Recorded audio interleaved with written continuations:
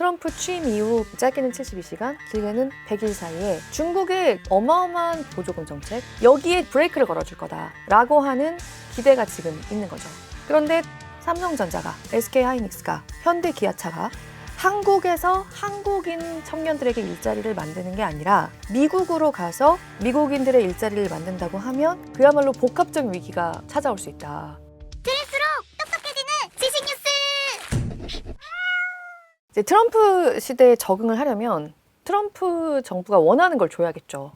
근데 그걸 주는 게 나의 이익을 극대화하거나 최소한 그래도 나도 이익을 보는 쪽으로 결론을 내야 된다. 이게 우리가 아마 트럼프 시대에 대처하는 자세가 될 텐데요. 정말 한 20년 전으로 시계를 돌려보자 이거죠. 지금 중국은 여러 가지 경제 정책, 예를 들면 뭐 정부의 통상 정책, 기업들에게 주는 보조금 정책 이런 것들을 다 봤을 때 사실 WTO에 가입을 할 수가 없는 나라다. 그런데 중국이 어떻게 WTO에 가입을 할 수 있게 됐느냐. 2000년대 초반에 미국이 그냥 일단 중국의 최혜국 대우를 부여를 해줘요. 그걸 가지고 중국이 WTO에 가입을 해요. The Ministerial Conference so agrees. 对 WTO 部长会议作出关于中国加入 WTO 决定。 그러다 보니 그 후에 약간 메이드 인 차이나가 전 세계에서 막 흘러 넘치면서 저가 중국 공산품을 쓰게 된 거죠. 소비자들에게는 꼭 나쁜 것만은 아니었어요. 저렴하게 살 수 있어요. 그렇죠. 저렴하게 뭐 점점 더 품질이 좋아지고 있는 혹은 뭐 이런 거는 그냥 쓰고 버리면 되는 거잖아 라고 하는 것들을 많이 줬다는 것. 하지만 이게 진짜 중요한데 우리나라나 독일이나 이런 수출 기반의 어떤 제조업 경제를 가진 나라들 지난 20년에 걸쳐서 시름시름 중국 중심의 글로벌 제조업 분업 구조에서 종속이 조금씩 되는 모습이 나타났다라고 하는 거죠. 사실 애초에 중국이 값싼 메이드 인 차이나를 전 세계에 공급하면서 만들어졌던 어떤 자유무역의 황금기, 그게 애초에 WTO에 이 나라가 가입 자격을 가지고 있는 상태에서 일어난 일이었느냐. 중국이 어마어마하게 보조금을 줘가면서 경제를 키웠잖아요. 과연 되돌아보면은 시작부터 편의를 봐줘가면서 달리게 했다라고 하는 게 지금 이 트럼프 당선인이 들어온 뒤에 대중 제재를 강하게 해야 한다고 하는 미국 내에서의 목소리예요. 그래서 트럼프 당선인이 여기까지 흔들어줄 건가? 이거는 알 수 없는 일이지만 중국에게 지금 주고 있는 최혜국 대우까지 거론할 수도 있다. 미중 갈등과 대중 견제 과정에서 중국으로부터 최혜국 대우를 뺏는 게 일어나진 않는다 하더라도 중국이 지금 하고 있는 여러 어떤 상황들, 자국 내에서의 정책들에 있어서의 변화는 좀 가져올 가능성이 있다는 거죠. 그래서 그 측면에서 우리나라에서도 트럼프 행정부 2기를 기회로 삼아야 된다고 생각하는 사람들은 지금 아니면 이제 기회가 없을 수 있다. 중국 중심의 세계 제조업 분업 구조가 이렇게 공고하게 형성되면서 사실 장기적으로 계속 밀려오던 거와 마찬가지였거든요. 정말 강력하게 이 중국 중심의 전 세계 제조업 분업 체제를 흔들 수 있는 기회로 우리가 삼아야 된다라고 보는 거예요. 트럼프가 판을 좀 흔들어주는 게 필요한 거네요. 그렇죠. 단기적으로는 우리가 좀 힘들다고 하더라도 장기적으로는 여기서 격차를 벌려놓고 우리의 위상을 공고히 해야 된다. 좀 더 시간을 벌 수 있게 만들어야 된다. 트럼프 1기에 본격적으로 시작된 미국의 대중 제재가 없었다고 하면 지금 세계 시장에서 우리가 어디에 있을 것 같냐. 이거를 생각해 보면 중국의 그 수출 규모, 무역 규모 자체가 쪼그라들다시피 한 게 있었기 때문에 분명히 우리한테 영향을 미쳤습니다. 당시 우리는 중국이 최대 수출국이었죠. 당연히 우리가 힘들었어요. 힘들었는데 지금 5년 지나서 보면 어떤가. 힘들기는 했는데 그동안 중국이 따라오는 거를 많이 효과적으로 눌러줬네? 이렇게 된 거예요. 특히 반도체에서. 트럼프 당선인 1기로 좀 시계를 다시 좀 돌려보면요. 사실 그때 세계 스마트폰 시장 점유도에는 삼성전자와 애플 사이에 한 회사가 더 있었어요. 화웨이가 있었습니다. 화웨이가 2018, 19년만 해도 세계 통신 설비 시장을 다 집어삼키는 거 아니냐. 이런 정말 공포감을 불러일으켰던 회사고요. 스마트폰에 있어서도 삼성전자를 바짝 추격하고 있는 중이었어요. 그런데 트럼프 정부 때 이 회사가 사정없이 코너에 몰렸죠. 정말 와, 아무리 그래도 이렇게 단시간에 이런 게 가능한가 싶을 정도로 몰아가는 걸 실제로 트럼프 행정부에서 보여줬단 말이에요. 화웨이의 2019년 스마트폰 출하량 2억 4천만 대였습니다. 그런데 화웨이가 딱 2년 뒤인 2021년, 그러니까 바이든 행정부 원년에 스마트폰 출하량이 82%가 급감해요. 그런데 트럼프 당선인이 어떻게 이렇게 해서 그때 화웨이를 이렇게 눌렀냐. 일단 수출과 수입을 다 막아요. 미국뿐만 아니라 우방 국가들도 화웨이 장비는 쓰지 말아라. 그런데 정권이 바뀐 거죠. 바이든 행정부가 들어서면서 화웨이가 조용히 부활을 합니다. 연간 휴대폰 출하량이 안억까지 합치면 지난해 다시 1억 5천만 대까지 늘어나는 걸로 봐요. 지금 3년 만에 다시 3배가 된 거예요. 바이든 행정부는 생각한 게 그거니까요. 우리는 첨단 쪽을 틀어막는다. 기술 패권을 넘보지 못하게 한다. 여기에 집중해서 중국의 힘을 뺀다. 그런데 트럼프 당선인은 그렇게 해가지고는 봐라. 지난 4년 동안에 화웨이도 다시 돌아왔고 중국에서 반도체 자국화도 다 했고 이 상태로 그게 되겠느냐. 뭔가 더 큰 판으로 흔들어 줄 것이다. 라고 하는 기대가 지금 있는 거죠. 왜냐하면 창신 반도체라고 들어보신 적 있을 거예요. 창신 메모리라는 중국 회사가 있는데요. 2016년에 세워져서 아직 창립 10주년이 안 됐어요. 그런데 이 회사가 지금 메모리 반도체 시장에서 전 세계 D램 시장의 점유율 10%를 지난해로 돌파한 것 같다라는 추산이 나오고 있어요. 그야말로 삼성전자, SK하이닉스, 마이크론 이렇게 3개밖에 없는 것 같았던 그 메모리 반도체 시장, D램 시장에서 4강, 5강으로 막 너무 단시간에 치고 올라오고 있다는 거예요. 지난해 초만 해도 중국의 D램을 기준으로 한 메모리 반도체 전 세계에서 차지하는 비중이 5%가 안 됐거든요. 근데 연말에 10%를 한다? 이거는 너무너무 무서운 속도인 거예요. 왜냐? 그동안 중국이 어마어마한 보조금을 주면서 이 반도체 회사들을 키우고 있고요. 중국 스마트폰 회사들에게 중국산 메모리를 쓰면 메모리 금액의 15%를 보조금으로 주고 있어요. 그렇게 보조금을 대니까 중국의 중저가 폰들은 중국산 자기네 반도체를 안 쓸 이유가 없죠.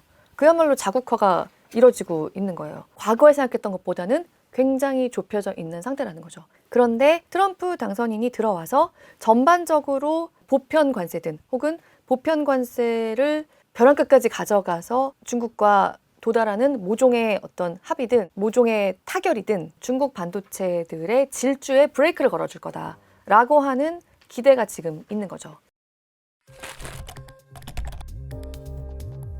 이제 트럼프 시대에 적응을 하려면 도대체 트럼프가 원하는 게 한마디로 말해서 뭔가 이걸 명확히 해야 되잖아요. 근데 사실 이 얘기를 본인이 늘 명확하게 얘기를 해왔어요. 기업들은 돈을 내든지 미국으로 와라.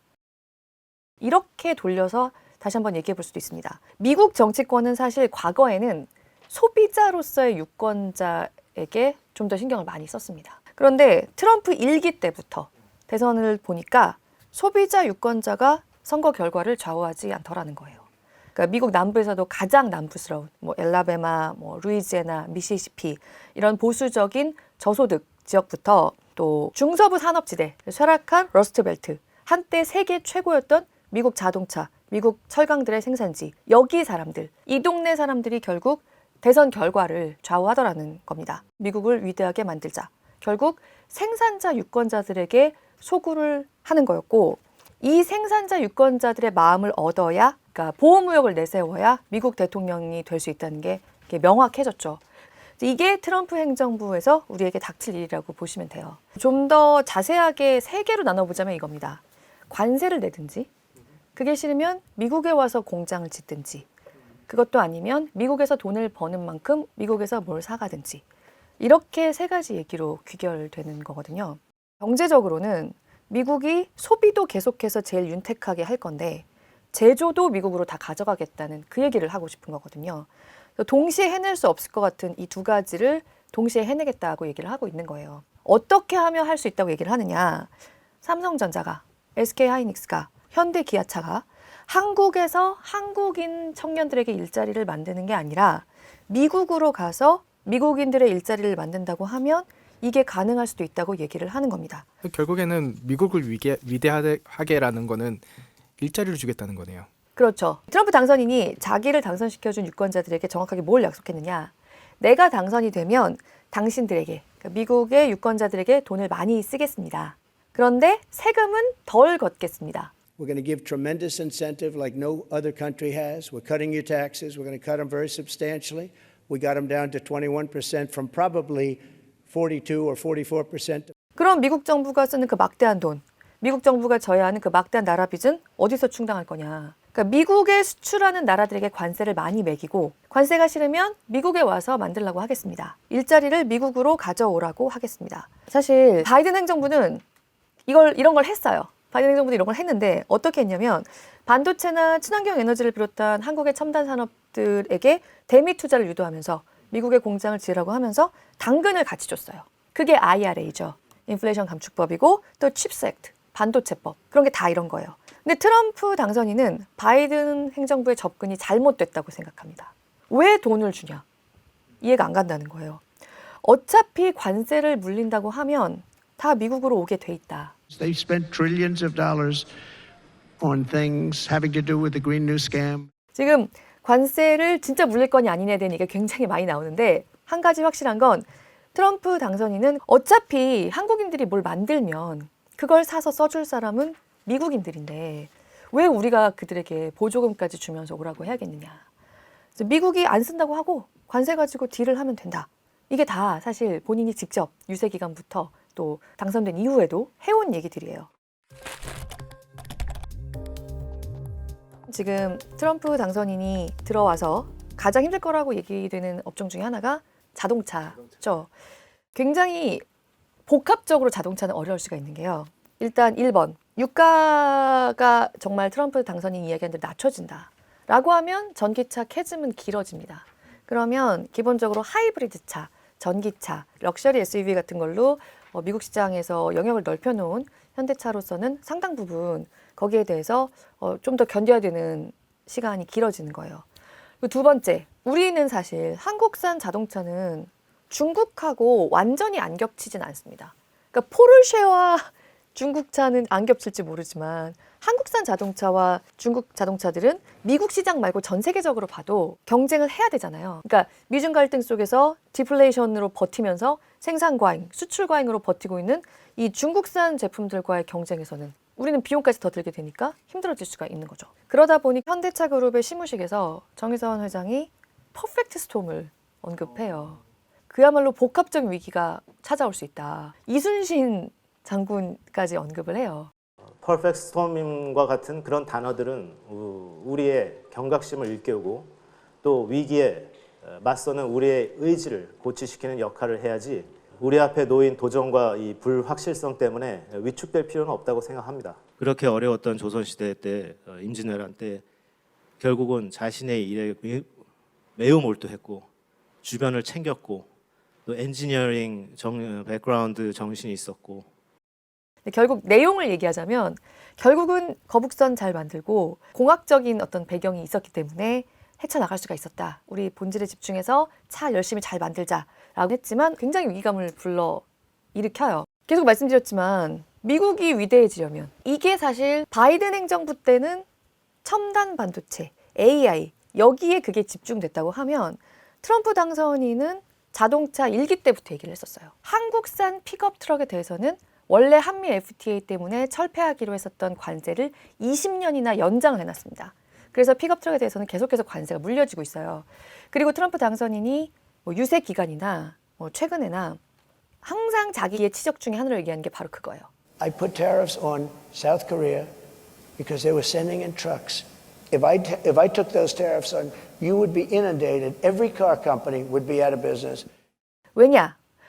우리 자동차 산업에서 픽업 트럭 진짜 중요한데 내가 한국산 픽업 트럭에 관세를 매겼다. 이게 이제 사실은 철폐되려고 했던 관세를 20년 연장했다. 이 얘기인데 내가 그렇게 안 했으면 우리 자동차 산업은 다 망했을 거다. 이게 지금 트럼프 당선인이 유세 기간에도 계속해서 자신의 경제 치적 중에 하나로 얘기했던 부분이에요. 결국 2기에서도 뭔가 자동차 산업에 있어서는 하려고 할 거고 뭔가 미국 브랜드들에게 유리한 조치들을 취하려고 할 거다. 실제로 이미 현대차나 기아차나 미국에서 많이 투자를 하고 있지만 더 그거를 늘려야 될 수가 있습니다. 사실 퍼펙트 스톰이 온다고 해도 현대차 그룹은 그것을 막아내겠다가는 될 수 있지만 근데 그렇게 되면 제가 아까 말씀드린 것처럼 거기서 파생되는 일자리는 미국으로 가는 거죠. 한국계 되지 않는 거죠. 한국에 생길 수 있었던 일자리가 미국으로 가는 거죠. 또 하나는 혼다랑 닛산이 두 공룡이 합쳤어요. 사실 일본의 완성차 2, 3위 업체예요. 혼다와 닛산. 근데 공룡끼리 합치는 건 진짜 쉬운 일이 아니잖아요. 웬만큼 위기여서는 합의가 잘 안 되겠죠. 어떤 위기였어요? 직접적인 이유는 역시 중국산 차들에 이제 밀리는 점이 컸기 때문입니다. 일단 중국차는 그야말로 중국의 보조금을 받으면서 경쟁이 안 되는 전기차들을 막 뽑아내고 있잖아요. 기술력도 굉장히 많이 올라왔고요. 일본 브랜드들이 지난해 상반기에만 중국 시장에서 판매량이 12%가 줄었어요. 근데 혼다랑 닛산이 결국 이 저가 중국산 전기차만큼의 경쟁력을 가지지 못하고 하평까지 이른 상황에서 둘은 결국 뭘 해야 되겠어요? 비용을 줄여야겠죠. 그런데 그 비용 절감의 과정에서 생산비를 줄이려면 뭐 이겁니까? 그렇죠. 결국 구조 조정을 하지 않고는 어려울 겁니다. 그 사람들을 모두 데려갈 수는 없을 거예요. 그래서 당장 닛산 같은 경우에 지난 11월에 전 세계 직원 13만 명 중에서 9천 명을 해고를 했어요.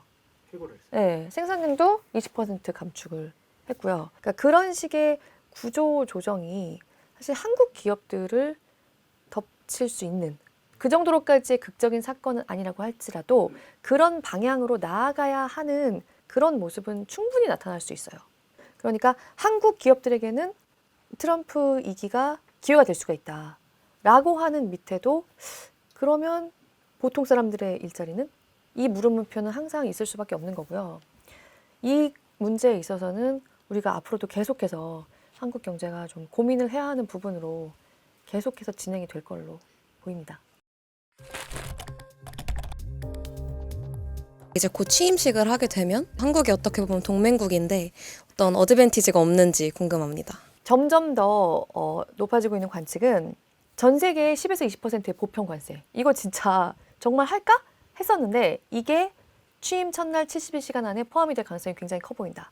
라고 하는 거예요. 일단 명령은 내리고 볼 거다. 네, 라고 하는 관측이 굉장히 커요. 근데 실제로 나중에 하나하나 뜯어보면 뭐 이런 식인 거죠. 중국산 전기차가 미국에서 팔리지도 않는데 관세 100% 우와 했는데 열어보면 별 의미가 없잖아요. 그러니까 현재 상태를 뒤흔드는 충격이 그 행정명령 속에 담겨야 되는데 하나하나 뜯어보면은 안 그런 것들도 좀 있을 거라는 거죠. 그런데 일단 단기간에 그렇게 쫙 쏟아대고 나면은 어떤 거는 현재 상태를 뒤흔들 충격이고 어떤 거는 진짜 우리가 막 넘어가도 되는 거고 어떤 거는 협상을 해야 될지 그거를 이제 파악하는 것조차도 굉장히 빨리 해야 될 거란 말이죠.